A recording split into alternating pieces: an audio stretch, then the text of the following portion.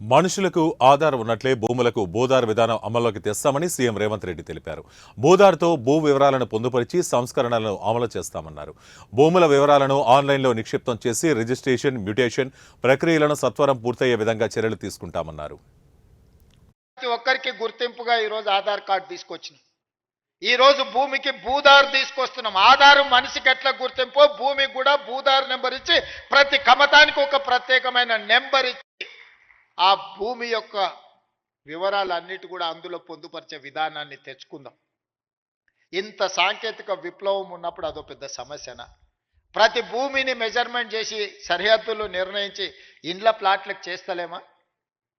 ఇండ్ల ప్లాట్లకు సరిహద్దులు నిర్ణయించినప్పుడు భూమి కొలతలతో పక్కాగా రిజిస్ట్రేషన్ చేసుకోగలిగినప్పుడు వ్యవసాయ భూమిని కూడా పక్కాగా కొలిసి దానికి సరిహద్దులు నిర్ణయించడం పెద్ద సమస్యన? మన రెవెన్యూ సిబ్బంది చేయలేరా ఈ పని? దీన్ని మనకు అసాధ్యమా? తెలంగాణ రాష్ట్రం సాధించిన రెవెన్యూ సిబ్బందికి భూమి హద్దులు నిర్ణయించేది తెలంగాణ రాష్ట్ర హద్దులే నిర్ణయించగలిగిన రెవెన్యూ శాఖ సిబ్బంది భూమి యొక్క హద్దుల్ని నిర్ణయించడంలో పెద్ద సమస్య ఏముంటుందని నేను అడుగుతున్నా.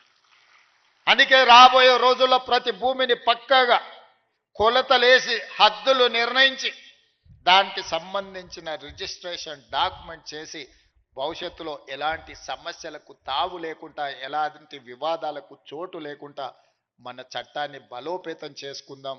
కొంతమంది వ్యక్తులు దురుద్దేశంతో ఈ రెవెన్యూ శాఖ మీద సృష్టించిన అపోహలను తొలగించుకునే బాధ్యత మన అందరి మీద ఉన్నది.